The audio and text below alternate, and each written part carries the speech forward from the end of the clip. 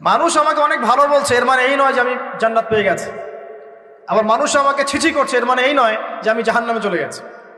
প্রকৃত ভালো আর মন্দের মানদণ্ড আল্লাহ পাক ফিক্স করবেন ইনশাআল্লাহ কাল কিয়ামতের মাঠে।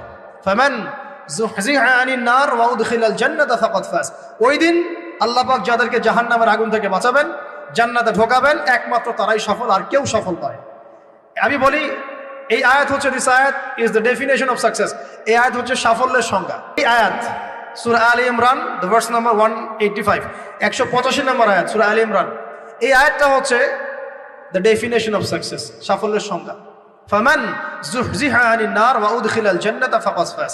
যাকে জাহান্নামের আগুন থেকে কাল কিয়ামতের মাঠে বাঁচানো হবে এবং জান্নাতে ঢুকিয়ে দেওয়া হবে, বাস সে ব্যক্তি সফল, আর কেউ সফল না।